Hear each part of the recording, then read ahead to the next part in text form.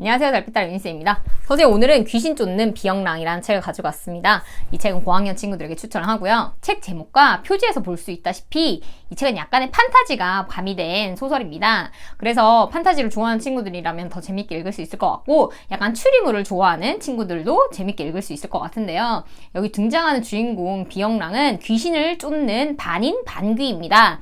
반은 인간, 반은 귀신인 존재인데요. 원래 길다리라는 귀신이랑 친한 친구 사이였는데 오해가 생겨가지고 약간 서로를 배신했다라는 생각으로 길달은 그 귀신의 세계를 떠나게 됩니다. 귀신이 인간 세계를 통하는 귀문이라는 것이 있는데 그 귀문을 지키는 신도와 울루는 이 길달 때문에 굉장히 곤란해진 상태입니다. 왜냐면 이제 귀신들이 귀문이 열려서 나갔다가 다시 들어오는 게 법칙인데 길달이 지금 오랜 기간 동안 다시 돌아오지 않는 거예요. 그러니까 이 귀신의 그 세계에서 질서가 무너진 거죠. 그러면서 귀문을 닫았더니 이제 귀신들은 또 귀신들, 그 안에 있는 귀신들 나름대로 난리가 난 상황입니다. 그래서 이들이 비영랑에게 부탁을 한 거예요. 꼭 길달 좀 잡아달라고. 그러다 비영랑은 우연히 초등학생들이 올리는 그런 사이트에서 김효초등학교에 뭔가 특별한 일이 일어나고 있다라는 이런 단서를 가지고 그 김효초등학교에 전학을 가게 됩니다. 그러면서 이야기가 시작이 되는데요. 이름도 기묘한 이 김효초등학교에 전학을 간 비영랑은 여기에서 특이한 친구들을 만나게 됩니다.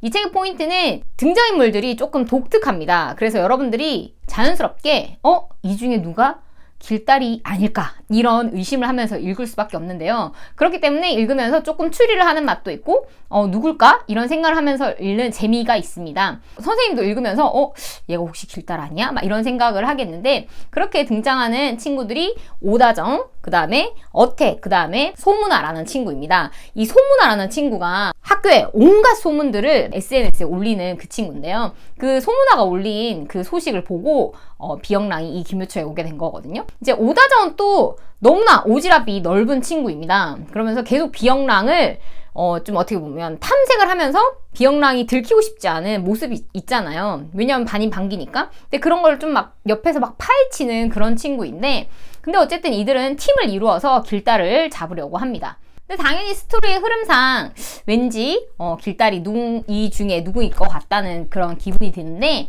근데 이제 학교에서 어떤 일이 일어나냐면 비영랑의 눈에는 혼구슬이 빠진 친구들이 눈에 띄기 시작합니다.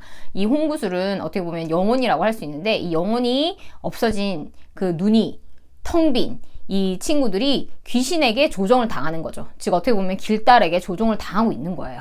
근데 이런 친구들이 한둘이 아니라 여러 명이 막 점점 늘어나면서 비영랑은 정말로 길달을 잡아야겠다 이렇게 되는데, 사실 이런 부분은 조금 무서울 수도 있지만 전혀 무서운 얘기는 아니고, 당연히 결론은 비영랑이 길달을 잡겠죠. 근데 그 길달을 어떤 방식으로 잡게 될 것인지, 평생 길달이라는 친구 말고는 친구가 없었던 비영랑이라는 존재가 이 초등학생 친구들과 어떻게 친구가 되고 팀이 되면서 생활을 하게 되는지, 그런 이야기들이 좀 재미있게 그려지고 있어서 여러분들이 한번 읽어보면 좋을 것 같다는 생각으로 책을 추천하게 되었습니다. 무엇보다 이 책은 역사를 배운 친구들에게는 한 번쯤은 들어봤을 법한 이련스님의 삼국유사라는 책이 있습니다. 삼국시대 때의 다채로운 이야기들이 실려있는 이 책에 비영랑이라는 인물을 보고 이 책을 쓰게 되셨다고 하셨는데요. 그런 점을 알고 읽으면 여러분 좀 더 재미있지 않을까? 정말 진짜 반인 반기가 있는 존재가 아닐까? 이런 생각을 하면서